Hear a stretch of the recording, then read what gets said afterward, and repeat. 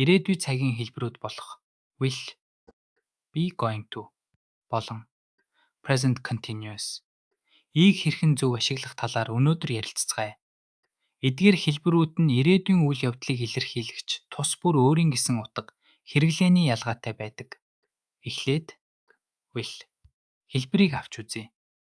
Will ийг бид ихэвчлэн ярих агшин дайндаа гаргасан шийдвэр, гинтийн бодол, эсвэл баримт нотлохоогүй ерөнхий таамаглалд дэвшүүлэхэд ашигладаг.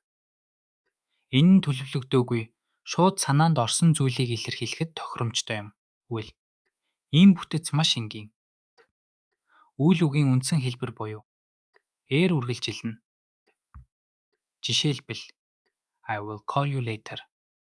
Энэ call үйл үг ямар нэгэн хувиралд ороогүй байгааг анзаарна уу? Өөр нэг жишээ. She will probably come to the party. Мөн don't worry. I will help you. Харин be going to гийг бид урьдчилан төлөвлөсөн шийдсэн үйлдэл эсвэл одоогийн нөхцөл байдалд тулгуурласан баримт нотлохотой таамаглалд дэвшүүлэхэд ашигладаг.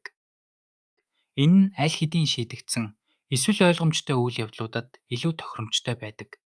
Be going to гийн бүтс нь subject тэгээ тохирсон ам is are дээр going to тэгээд үйл үгийн үндсэн хэлбэрээр үргэлжилдэг. Тухайлбал I am going to visit my parents next weekend.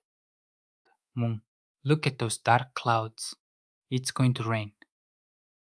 Энд үйлсийг харсан учраас бороо орох нь тодорхой байна. Дараагийн хэлбэр бол present continuous. Буюу одоо үргэлжилж буй цаг юм. Энэ цагийг бид ирээдүйд болох нь тодорхой болсон аль хэдийн тохиролцсон эсвэл тогтсон уулзалтуудыг илэрхийлэхэд ашигладаг. Энэ нь ихэвчлэн хувийн төлөвлөгөө, товлсон цагийг заадаг тул цаг хугацааны илэрхийлэлтэд хамт хэрэглэгддэг. Одоо эдгээр гурван хэлбэрийн гол ялгааг харьцуулж үзье. Жишээлбэл I'm flying to New York tomorrow гэвэл энэ нь аялал аль хэдийн төлөвлөгдөж, тэд захиалагдсан бүх зүйл бэлэн болсон гэсэн үг.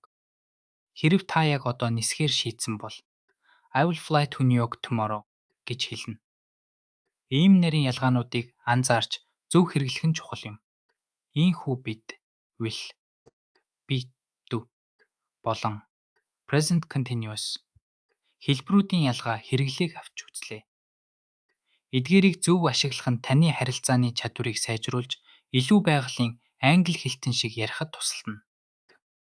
Дараагийн хичээлээр уулзцгаая. Баяртай.